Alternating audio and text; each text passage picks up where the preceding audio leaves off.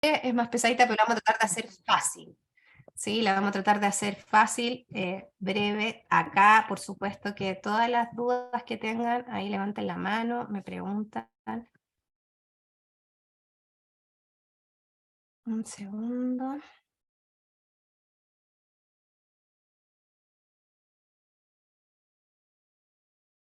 Ya, ahora sí, vamos con esta segunda parte. Por favor, interrúmpanme si es necesario. Ya. Bueno, como les decía, algunos de ustedes, yo creo que esta es como la parte más difícil de nivelar, porque quizás algunos de ustedes muy recientemente han visto este tema y les va a parecer, bueno, esto yo ya lo manejo, ¿cierto? Pero espero les sirva, hay alguna cosa ahí que les quede, ¿cierto? Por último, para reforzar. Y hay otras personas que probablemente hace tiempo que no ven el tema de la anatomofisiología auditiva. De pronto, por mucho que uno sea fonoaudiólogo o fonoaudióloga, ¿cierto? Trabaje en contexto escolar y vea niños y niñas con hipoacusia, esta parte anatomofisiológica no es una cosa que uno ve en el día a día, ¿ya? Pero nos parece súper importante tenerlo en consideración como punto de partida, porque es necesario conocer las estructuras y cómo funcionan para entender luego, ¿cierto?, qué está pasando con ese niño, con esa niña que presenta algún tipo de pérdida auditiva.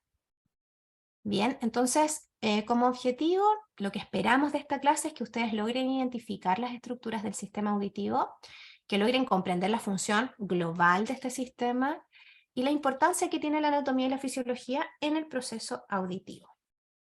Puse aquí un glosario de conceptos que nunca está de más, de cosas un poco para ordenarnos, de cosas que tenemos que tener claras. Primero, hueso temporal, oído externo, con pabellón auditivo y CAE o conducto auditivo externo, oído medio, ¿cierto? Que vamos a ir viendo ahí, membrana timpánica, caja timpánica, martillo, yunque, estribo, tuba auditiva, oído interno, cóclea, células ciliares externas e internas, nervio auditivo, vía auditiva, conducción del sonido, transducción del sonido, procesamiento auditivo. Ya esos son conceptos, ¿cierto?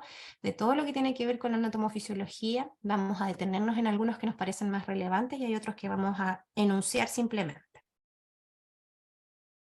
Vamos a partir viendo este video que probablemente algunos de ustedes lo han visto. Es un video que está disponible en YouTube por si quieren ahí revisarlo, de una marca de implantes que aparece acá en la pantalla. Y nos habla un poquito bien en términos generales qué es lo que pasa con el sonido desde que ingresa al oído, ¿cierto? A la oreja, hacia adelante. Vamos a verlo antes de comenzar. Los oídos están activos constantemente, captan las ondas sonoras y las transforman en información que el cerebro es capaz de interpretar, como por ejemplo la música y el habla. El sonido es una onda de presión que puede vibrar tanto rápida como lentamente. Las vibraciones lentas producen sonidos graves, mientras que las vibraciones rápidas producen sonidos agudos. El sonido entra en el oído y se canaliza a través del conducto auditivo hasta alcanzar la membrana timpánica. Cuando la membrana timpánica comienza a vibrar, pone en movimiento la cadena osicular del oído medio. La cadena osicular está compuesta por el martillo, el yunque y el estribo. Las vibraciones del sonido se transmiten a través de la cadena osicular hacia el oído interno. En el oído interno, la cóclea desempeña un papel fundamental. Es aquí donde la energía mecánica del sonido se transforma en complejas señales eléctricas que más tarde se transmiten al cerebro. En términos simples, la cóclea es un tubo en forma de espiral lleno de fluido. Las células sensoriales, también llamadas células ciliadas, cubren por completo toda la extensión de la cóclea. Estas células ciliadas poseen distintos grados de sensibilidad para la detección de los diferentes tonos o frecuencias. Esto permite al oído percibir todo el espectro de sonidos. La transformación de las vibraciones mecánicas en pulsos eléctricos es un proceso complejo resultado del movimiento de las células ciliadas en la cóclea. Las células ciliadas están dispuestas como las teclas de un piano a lo largo de toda la extensión de la cóclea. Las células ciliadas, localizadas en la base o región inferior de la cóclea, son responsables de las altas frecuencias, mientras que las células ciliadas del ápex son responsables de las bajas frecuencias.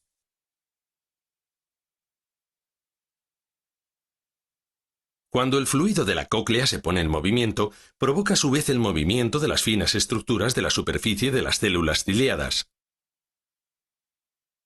Estos movimientos causan diferencias de tensión que producen señales eléctricas que se transmiten a través del nervio auditivo hasta llegar al cerebro.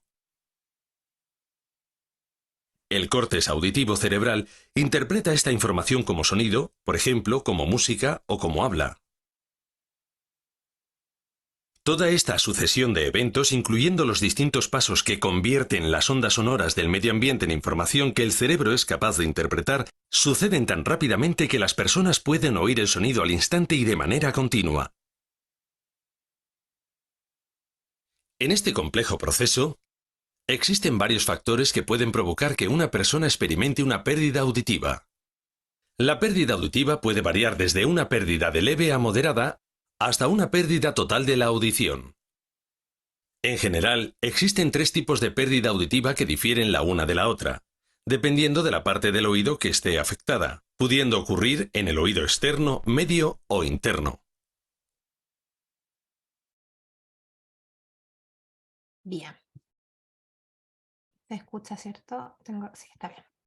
Bueno, ese videito es bastante introductorio, ¿cierto? De cómo avanza la onda sonora desde el medio externo y cómo, ¿cierto? Esta información se transforma, se transduce a nivel del oído interno.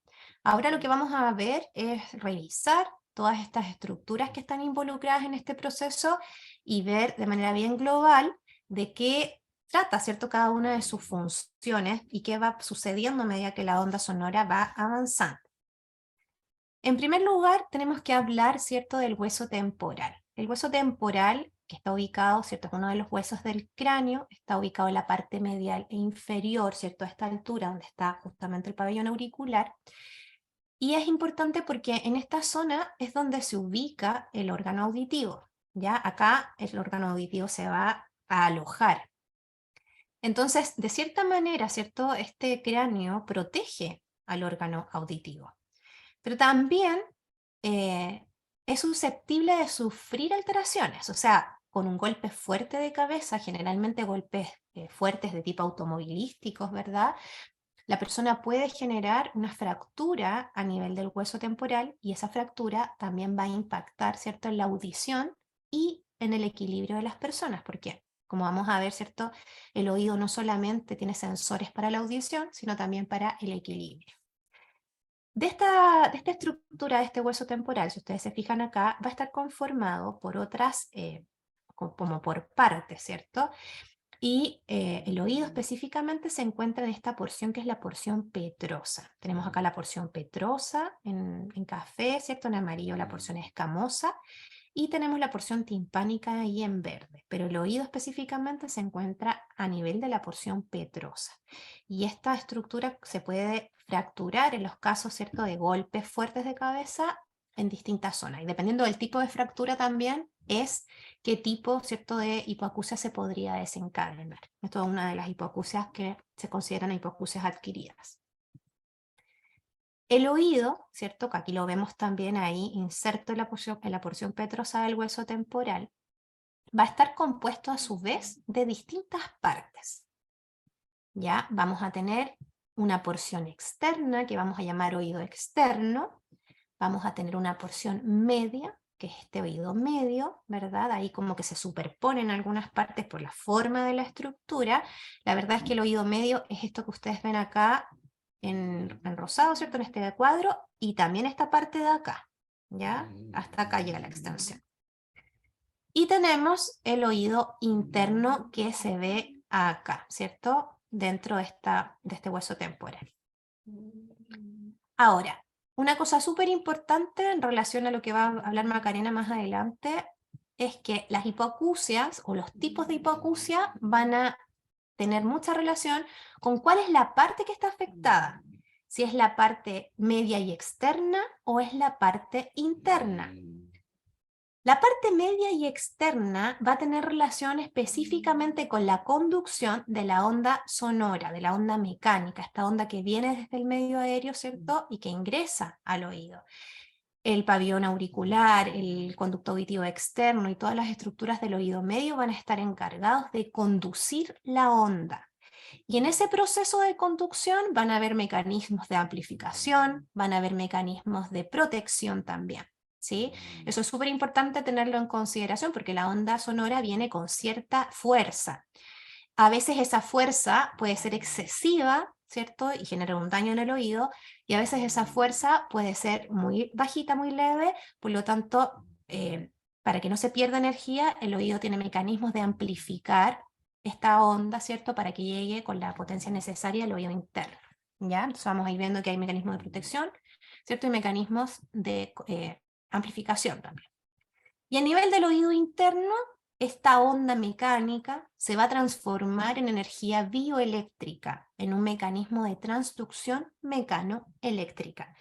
¿Por qué se tiene que transformar en energía eléctrica o bioeléctrica? Porque luego tiene que esa información subir, ¿cierto?, por el nervio auditivo, el octavo par craneal, hacia los centros superiores para que la información auditiva pueda ser interpretada. Entonces, vamos a recordar esto. Tenemos el oído externo, ¿cierto? Y la primera estructura del oído externo va a ser la oreja, ¿cierto? O el pabellón auricular. Y el pabellón auricular funciona, ¿cierto?, como un receptor de las ondas sonoras. Su función es recepcionar y conducir hacia el CAE o el conducto auditivo externo, y tiene una forma muy particular con curvaturas, ciertos pliegues, como el lóbulo de la oreja, por ejemplo, el hélix, que es lo que nosotros tomamos para traccionar cuando hacemos la otoscopía, ¿verdad? Y tenemos esta parte muy importante que es la concha, y es importante porque aquí es donde se insertan los moldes auditivos de los dispositivos de ayuda auditiva. Y por supuesto que este pabellón auricular puede estar también dañado. Hay personas, ¿cierto?, que carecen de pabellón auricular por distintas complicaciones, ¿cierto?, durante la etapa gestacional. Acá tenemos los nombres, ¿cierto?, de todas estas partecitas del oído para que ustedes después ahí las vayan relacionando, pero no me quiero detener en eso. Y como les decía, la función de este pabellón va a ser capturar y conducir la onda hacia el conducto auditivo externo. Entonces la onda ingresa, ¿cierto?, con cierta fuerza hacia el conducto auditivo externo, que es esta porción que tenemos acá, y que mide 25 milímetros de longitud aproximada, y que va a estar compuesto por una porción ósea, que es la parte más interna, y una porción cartilaginosa.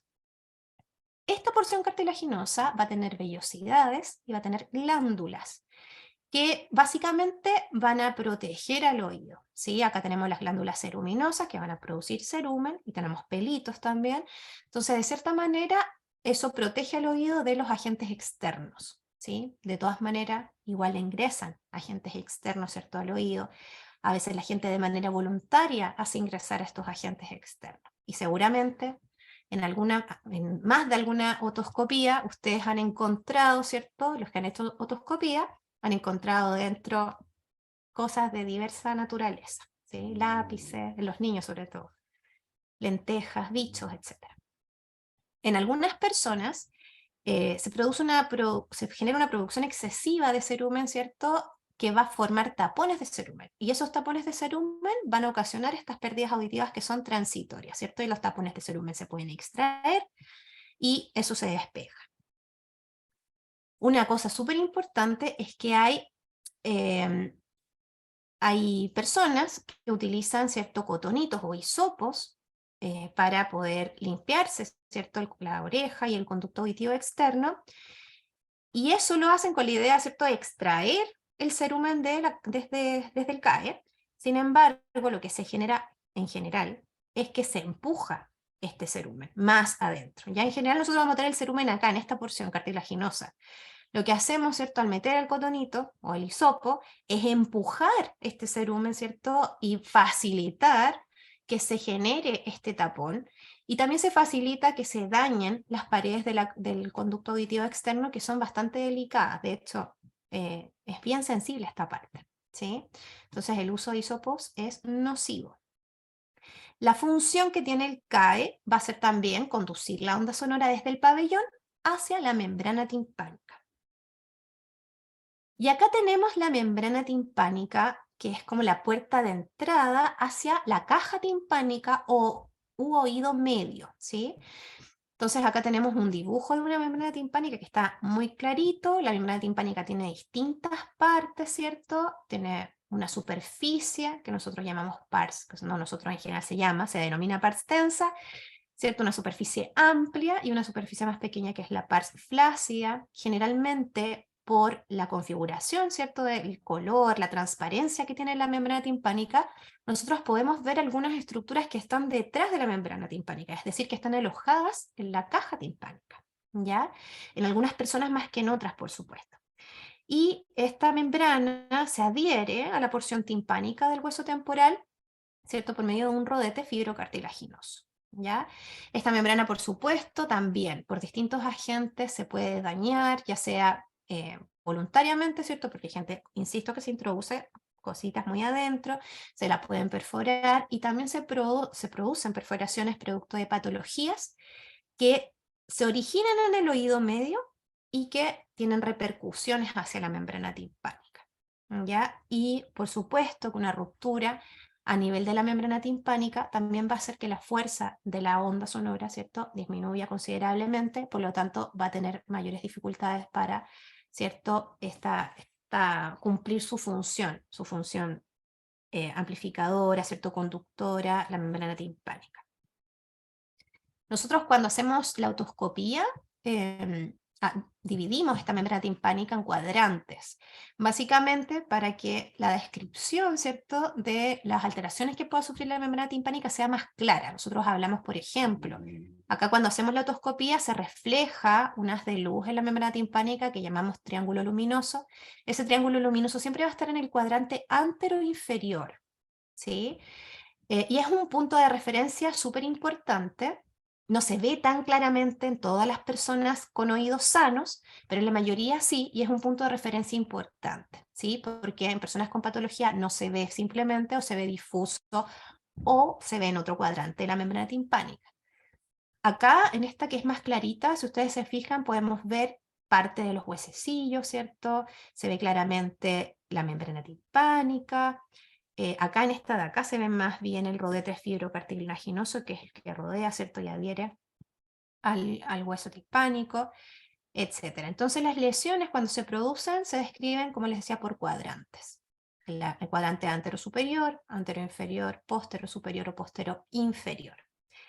Acá la membrana timpánica va a vibrar por efecto de la onda sonora, y vibra gracias a la conformación de esta membrana timpánica que tiene 3 capitas, ¿sí?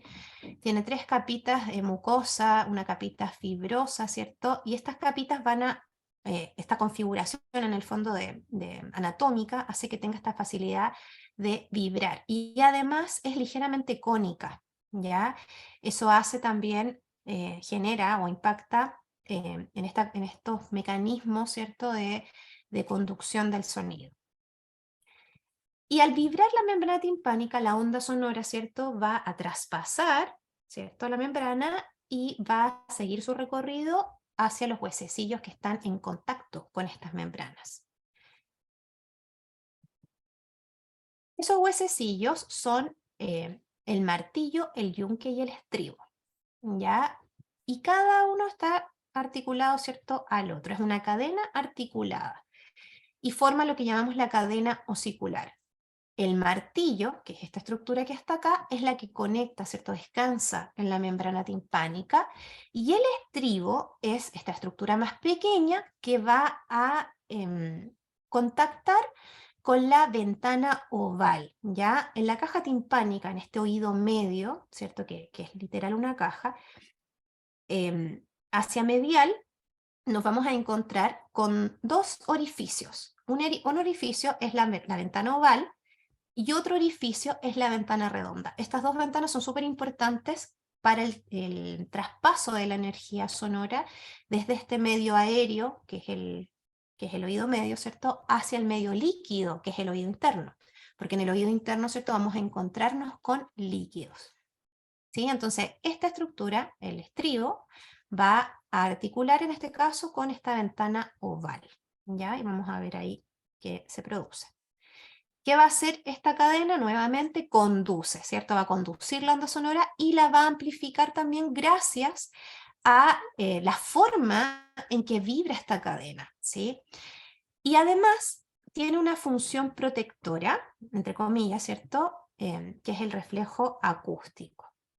Ya, aquí está lo que yo les explicaba, acá tenemos el estribo que contacta con la ventana oval. Esto es una cóclea que está estirada, porque ya vamos a ver, ¿cierto?, que la cóclea da 2,5 vueltas alrededor de un eje. Acá tenemos una cóclea que está extendida, ¿cierto? Y acá tenemos este estribo que contacta con esta ventana oval, y eso permite, ¿cierto?, que avance la onda sonora por este medio líquido que hay en el oído interno, por lo que llamamos la rampa vestibular, ¿cierto? Y vuelva así por la ventana, hacia la ventana redonda, perdón, por la rampa timpánica. Eso es lo que nosotros llamamos el juego de ventanas, ¿sí? Este proceso como de empuje de esta estructura del estribo, de la onda sonora hacia el interior del oído interno, y esta ventana redonda lo que hace en el fondo es amortiguar, ¿cierto?, esta salida de la onda. ¿Ya? Entonces, como les decía, esta cadena osicular tiene, acá está, tiene también una función protectora, ¿cierto? Que tiene que ver con el reflejo acústico, que nosotros lo medimos en el área audiológica porque es súper importante dentro del proceso de evaluación. Y este reflejo está relacionado con la acción de dos músculos, que son el músculo estapedial, que lo tenemos acá, y el músculo del el tensor timpánico, ¿sí? Estos dos músculos cuando ingresan sonidos por sobre los 80 decibeles, se activan de manera refleja y se contraen. Y como están insertos en los huesecillos, y esta cadena está vibrando, ¿cierto? Como están insertos en esos huesecillos, lo que hacen al contraerse es frenar un poco el paso de energía a través de la cadena osicular, ¿sí? Este reflejo puede reducir la presión que se proporciona, ¿cierto?, a la ventana oval en hasta 10 o 20 decibeles. ¿Ya? Por eso se habla de un reflejo protector o modulador de esta onda sonora, ¿cierto?, que viene con bastante intensidad. Dentro de este oído medio también, como les decía, hay otra estructura que no es auditiva, pero que tiene gran relevancia para que los procesos auditivos se lleven a cabo de manera eficiente. Y esto es la tuba auditiva, que es la que tenemos acá. Si se fijan, es un tubo, ¿cierto?, mucoso, que va a conectar con la nasofaringe. ¿Y qué va a permitir este tubo? La ventilación principalmente de la caja timpánica y lo que llamamos la ecualización de presiones. Sabemos que en el medio externo hay una presión atmosférica X, ¿cierto? Y la presión dentro de la caja timpánica, para que funcione bien todo este proceso de conducción del sonido, tiene que ser equivalente a la presión atmosférica. Esta presión que hay adentro muchas veces baja, ¿cierto? O aumenta la externa y la externa, ¿cierto? Cuando se nos tapan los oídos nos damos cuenta de eso, pero muchas veces por agentes patógenos, por ejemplo, alteraciones respiratorias de la vía superior, van a bajar las presiones, ¿cierto?, de la caja timpánica, y eso hace que todo el sistema funcione no tan bien, ¿ya? Por eso es que es importante esta tuba auditiva. Entonces conecta directamente con la nasofaringe y se abre brevemente durante los procesos de masticación y los procesos de deglución, ¿ya? Y permite que se mantenga, ¿cierto?, el aire a presión atmosférica dentro de la caja. Una cosa súper importante tiene que ver con la anatomía en los niños, ya que es distinta a la anatomía de las personas adultas. En la población infantil, si ustedes se fijan, esta tuba auditiva es más horizontal. En la población adulta tiene como una angulación de 45 grados, pero la población infantil es más horizontal, es más corta también. Entonces esto va a facilitar, ¿cierto?, las infecciones del oído a nivel de la población pediátrica, porque es más fácil, ¿cierto?, el paso de los agentes patógenos hacia el oído medio. Ya cualquier resfrío, ¿cierto? O resfríos a repetición van a provocar probablemente que este niño presente alteraciones a nivel del oído medio y ojalá no, pero muchas veces, ¿cierto? Esas alteraciones a nivel del oído medio generan hipoacusias que son transitorias, ¿ya? Y que se tienen que manejar oportunamente para que ese niño no tenga ningún impacto, ¿cierto? En el desarrollo del lenguaje y de las otras áreas. Bien, la parte interna, como decíamos, es el oído interno, y este oído, que es esta parte de acá, va a tener dos porciones, la porción anterior y la porción posterior. La porción posterior es la cóclea y es la que está destinada, ¿cierto?, a todas las funciones auditivas porque contiene el órgano sensorial auditivo, que es el órgano de Corti. Esta estructura tiene esta porción posterior, ¿cierto?, que tiene relación con el sistema del equilibrio. Muchas veces, y de forma equivocada, se relaciona el sistema del equilibrio con el oído medio, pero el oído medio no tiene nada que ver porque es, ¿cierto?, exclusivamente auditivo. Es el oído interno el que contiene a los receptores vestibulares, que son los que van a estar relacionados, ¿cierto?, con la mantención del equilibrio, ¿ya? Entonces esas estructuras posteriores son el vestíbulo y los canales semicirculares. Lo que a nosotros nos importa en esta clase, ¿cierto?, es la parte anterior, que es la cóclea. Esta cóclea, este oído interno, que también se llama laberinto, tiene dos porciones. Hay un laberinto óseo y hay un laberinto membranoso. El laberinto óseo está tallado en el hueso temporal, ¿sí? Y contiene perilinfa. El laberinto membranoso está dentro de este laberinto óseo y contiene endolinfa, ¿sí?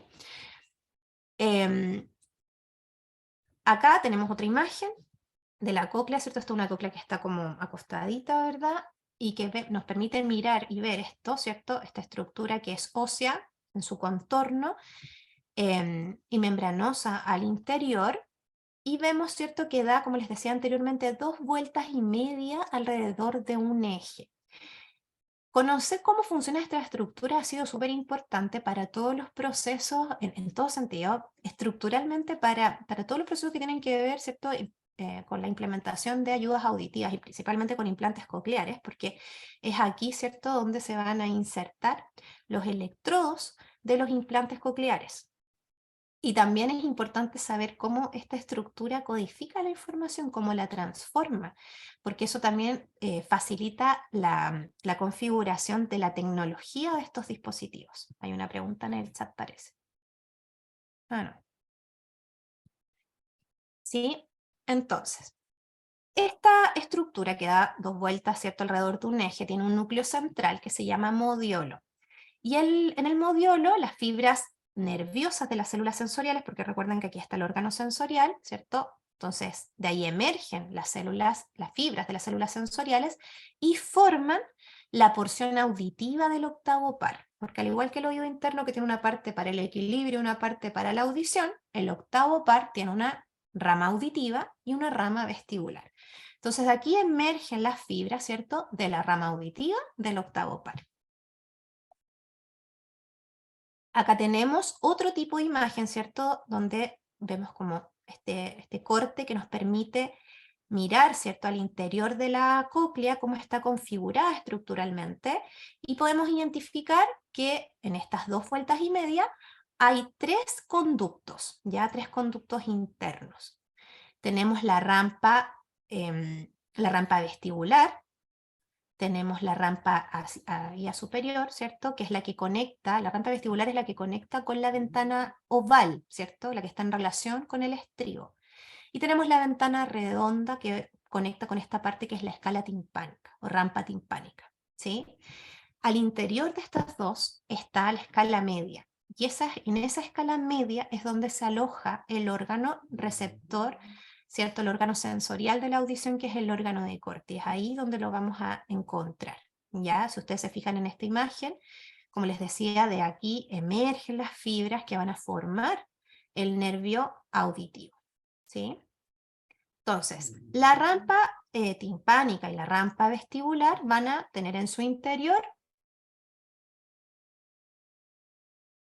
y la rampa media va a tener endolinfa.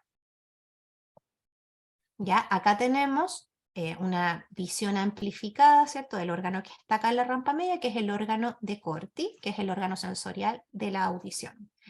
Y si se fijan, es una estructura bastante compleja que está compuesta por células ciliadas, ¿sí?, y por células de sostén también. Nosotros nos vamos a referir en esta ocasión a estas células ciliadas que van a ser las responsables de la transducción de esta energía mecánica que viene desde el medio externo, ¿cierto?, a esta energía bioeléctrica.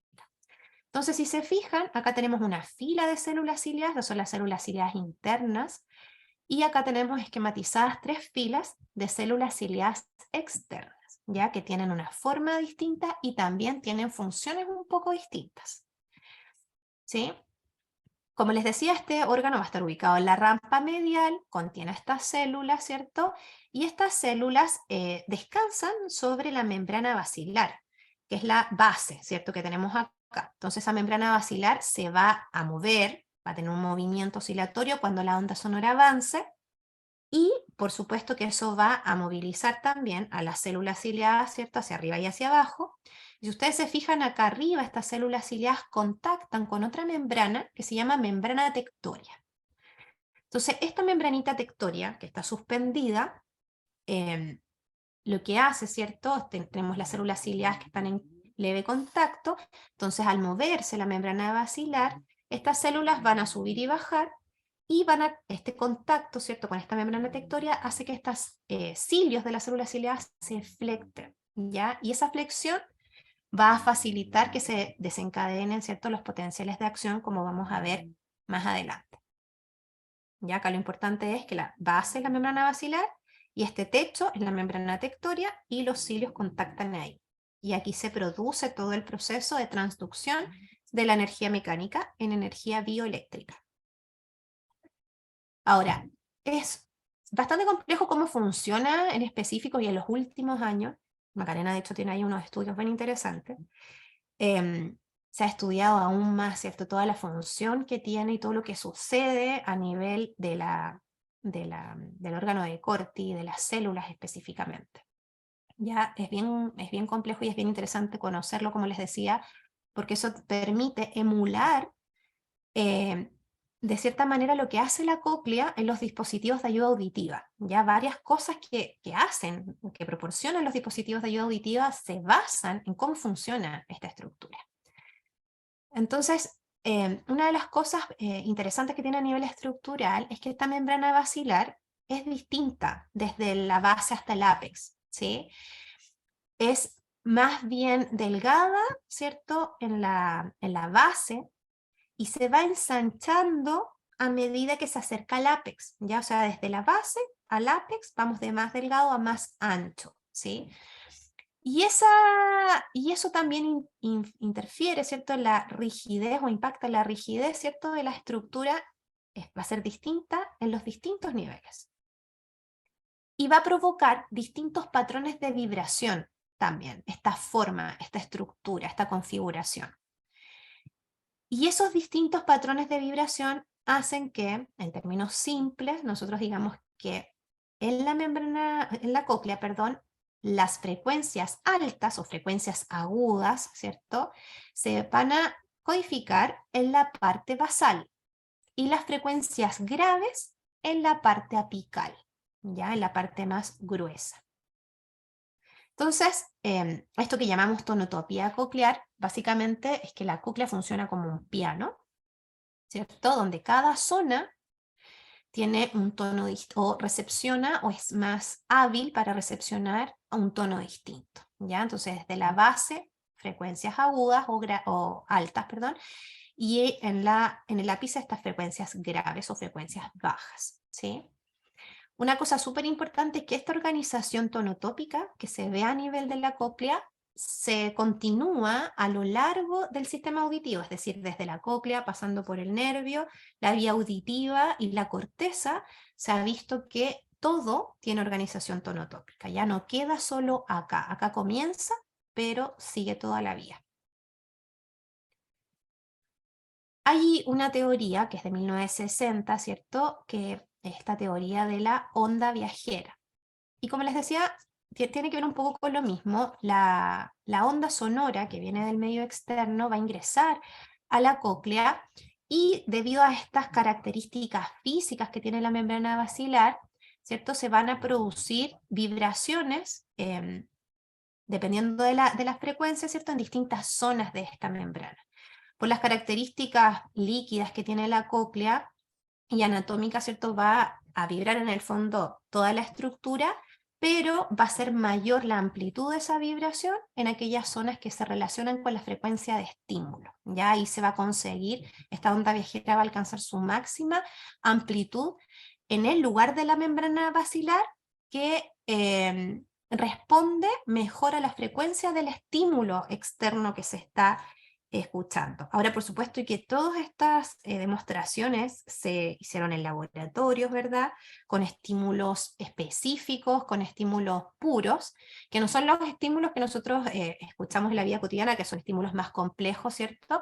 Pero que es muy importante tener en consideración porque de esta manera se estimula después en las pruebas auditivas el sistema auditivo, y también de esta forma, o así se configura también los dispositivos de ayuda auditiva, ¿cierto? En base como a esta información.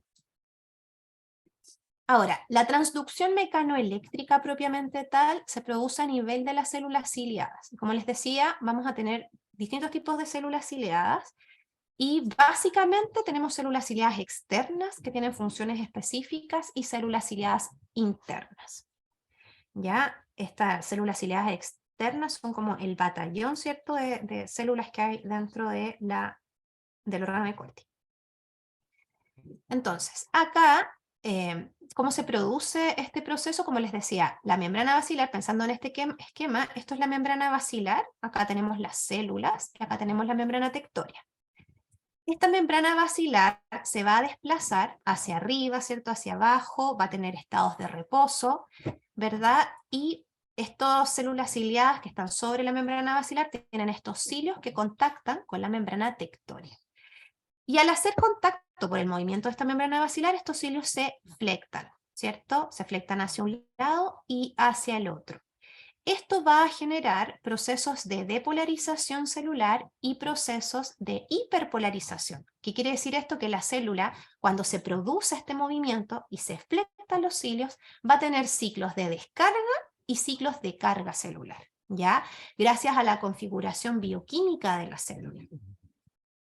Esto hace que se genere esta transformación de esta energía, que hasta la membrana basilar sigue siendo mecánica, ¿cierto?, en energía bioeléctrica, que luego va a ser conducida por las fibras de la célula, ¿cierto?, hacia el nervio auditivo. Una cosa muy importante relacionada con las células ciliadas externas es que estas células tienen una capacidad contráctil, tienen una motilidad propia. Son células que se ha visto microscópicamente que se contraen y se estiran frente a la estimulación, ¿sí? Frente a los cambios de potencial. Y actúan como osciladores que van a amplificar muy localmente la vibración de la membrana basilar. Entonces es ahí donde tienen como una función, ¿cierto? Tienen otras funciones también muy importantes, pero en términos de la audición y de la propagación de la energía sonora, van a actuar, ¿cierto?, como una especie de amplificador gracias a esta capacidad contráctil, y es lo que nosotros llamamos el amplificador coclear. Acá vemos, ¿cierto?, la onda sonora de la que estábamos hablando, ¿cierto?, este mecanismo de onda viajera, ¿cierto?, y hay un disparo de energía, ¿cierto?, en la parte destinada a recibir esta frecuencia específica del estímulo. Entonces, esto va a aumentar la sensibilidad de la cóclea en aproximadamente unos 60 decibeles y mejora la capacidad de codificar de forma diferenciada, ¿cierto?, frecuencias que están muy próximas entre sí, ¿ya?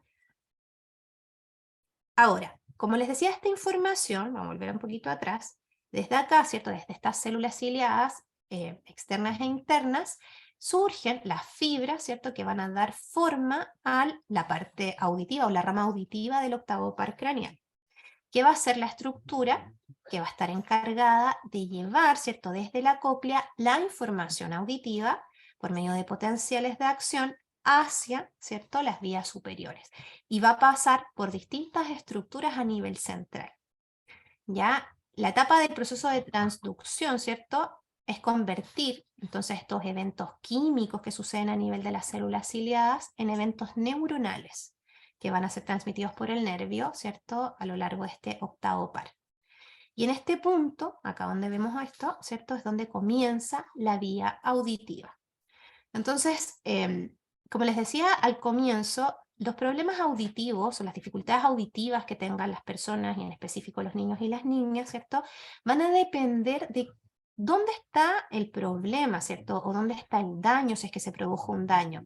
Si están las estructuras externas, si están las estructuras internas como la cóclea y el nervio auditivo, o bien si se produce a nivel más central. Una cosa súper importante es que las hipoacusias, ¿cierto?, neurosensoriales, van a tener su origen aquí en la cóclea principalmente y en el nervio auditivo, pero hay una población importante que no tenemos que dejar de mencionar, de niños que no tienen problemas sensoriales, es decir, ellos escuchan la información sonora, ¿verdad?, pero por alguna razón se produce una dificultad en el avance de esta información en el sistema auditivo central. Eso es lo que nosotros conocemos, ¿cierto?, como problemas de procesamiento. Entonces, seguramente los que trabajan en educación se han encontrado efectivamente con niños que presentan problemas sensoriales auditivos, pero también con niños que sin presentar problemas sensoriales auditivos reflejan cierta dificultad, ¿cierto?, en el procesamiento de la información auditiva sin tener un audiograma alterado, ¿ya? Entonces eso es otra como área u otro campo de acción que se aborda de manera distinta, pero que es importante destacar y que efectivamente, bueno, los esfuerzos por el manejo de las patologías auditivas más que nada están centrados en las pérdidas sensoriales de audición. Pero cuando no tenemos problemas de procesamiento auditivo, son pocas las oportunidades de un abordaje, ¿sí? Aparte hay poca gente en nuestro país que se dedica a eso. Esta vía auditiva simplemente la vamos a nombrar, tenemos distintas estaciones por las que esta vía auditiva va avanzando, ¿cierto? El ganglio espiral, el núcleo coclear, el complejo olivar superior, el lemnisco lateral, el colículo inferior, cuerpo geniculado medial, la corteza auditiva primaria. Estructuras seguramente que han escuchado, ¿cierto?, en alguna oportunidad. La vía auditiva es principalmente contralateral, y van a tener puntos así relevantes de cruce, ¿cierto?, que van a estar en el cuerpo trapezoide, en el lemnisco lateral y en la comisura. ¿Cuáles son las funciones? Básicamente, es importante acá considerar que tenemos esta vía auditiva que les estoy mostrando es la vía aferente, pero también hay una vía eferente que viene desde la corteza, ¿cierto?, hacia la periferia, que no es motivo de esta clase, pero que es importante saber, ¿cierto?, que existe y que se ha estudiado ampliamente en Chile en los últimos años. Pero básicamente en esta vía auditiva lo que nos va a proporcionar, ¿cierto?, es que esta información que viene desde la cóclea va a llegar codificada hacia la corteza. Por lo tanto, en cada uno de estos niveles, o cada uno de estos niveles va a tener una actividad específica de decodificación y de interpretación que va a facilitar que esta señal, esta energía mecánica que viene del medio externo, ¿cierto?, tenga un significado para nosotros, ¿cierto?, en la corteza, se transforme principalmente en lenguaje, ¿cierto?, en lenguaje, en música y en todos los estímulos que nosotros escuchamos a diario, ¿ya? Aquí está como la clave de ese procesamiento, ¿sí? Y por ahí por eso es tan difícil también, porque es un sistema complejo, entender cómo funciona y entender cómo abordarlo también terapéuticamente. Bien, este es el videito que vimos al comienzo, no sé cómo estamos de tiempo, no sé si mostrarlo de nuevo para cerrar, para los que hace mucho que no habían visto la parte auditiva, para cerrar y hacer como un recuento del recorrido que sigue esta onda. Los oídos están activos constantemente, captan las ondas sonoras y las transforman en información que el cerebro es capaz de interpretar, como por ejemplo la música y el habla. El sonido es una onda de presión que puede vibrar tanto rápida como lentamente. Las vibraciones lentas producen sonidos graves, mientras que las vibraciones rápidas producen sonidos agudos. El sonido entra en el oído y se canaliza a través del conducto auditivo hasta alcanzar la membrana timpánica. Cuando la membrana timpánica comienza a vibrar, pone en movimiento la cadena osicular del oído medio. La cadena osicular está compuesta por el martillo, el yunque y el estribo. Las vibraciones del sonido se transmiten a través de la cadena osicular hacia el oído interno. En el oído interno, la cóclea desempeña un papel fundamental. Es aquí donde la energía mecánica del sonido se transforma en complejas señales eléctricas que más tarde se transmiten al cerebro. En términos simples, la cóclea es un tubo en forma de espiral lleno de fluido. Las células sensoriales, también llamadas células ciliadas, cubren por completo toda la extensión de la cóclea. Estas células ciliadas poseen distintos grados de sensibilidad para la detección de los diferentes tonos o frecuencias. Esto permite al oído percibir todo el espectro de sonidos. La transformación de las vibraciones mecánicas en pulsos eléctricos es un proceso complejo resultado del movimiento de las células ciliadas en la cóclea. Las células ciliadas están dispuestas como las teclas de un piano a lo largo de toda la extensión de la cóclea. Las células ciliadas, localizadas en la base o región inferior de la cóclea, son responsables de las altas frecuencias, mientras que las células ciliadas del ápex son responsables de las bajas frecuencias.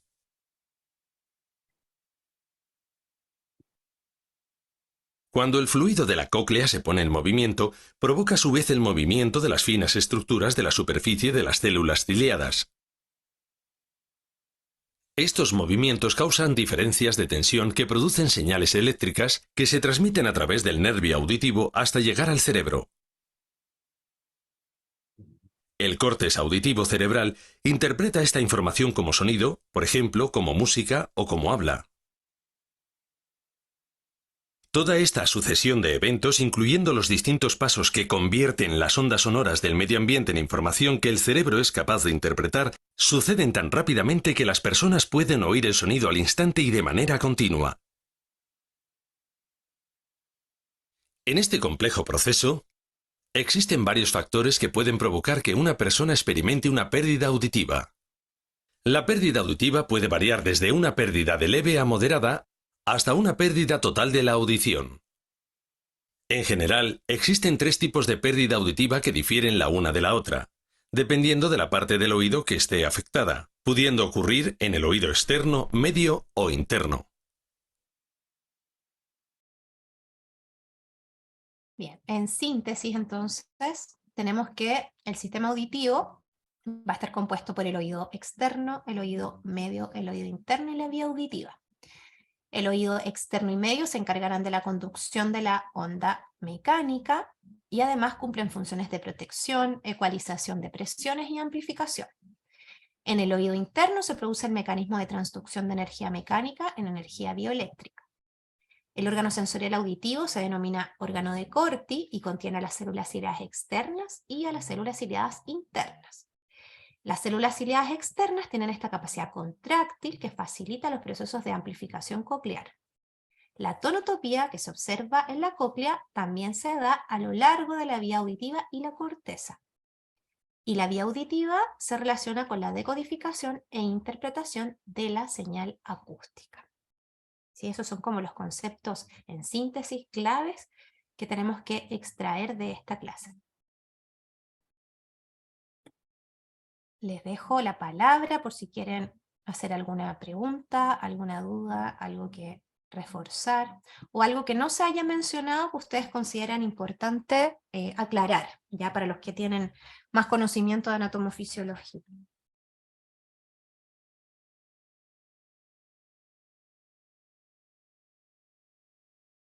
¿Quedó claro?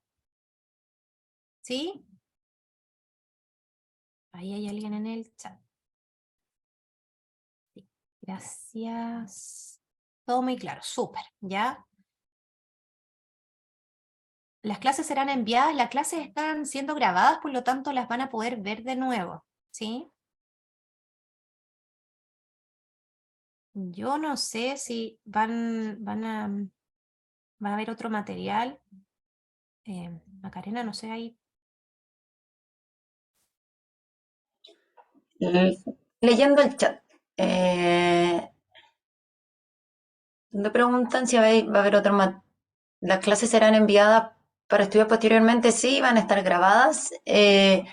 Si alguien requiere o quiere tener material adicional, por ejemplo, no sé, me gustaría saber más sobre este tema, tienen algún material complementario, nosotros no tenemos ningún problema en subir material complementario que puedan leer, papers, etcétera, a cursos, ¿ya?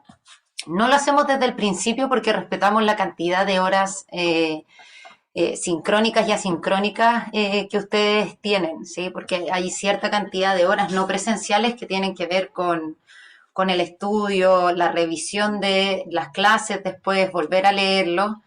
Entonces, muchas veces cuando uno manda mucho material complementario, hay personas que se sienten como sobrecargadas o sienten que el curso tiene como mucha carga, ¿ya? Pero si hay alguien que quiere, nuevamente, escríbanlo. Sí, nos mandan un correo, escríbanlo al foro, eso, y eso cuenta también para las clases que hizo Bernardita, lo que van a hablar conmigo, las de ayudas auditivas, y me imagino también ahí con Paula, que la van a escuchar en un ratito, también dice que les puede mandar material complementario si es necesario. Y yo creo que Cintia tampoco tendría problemas en eso.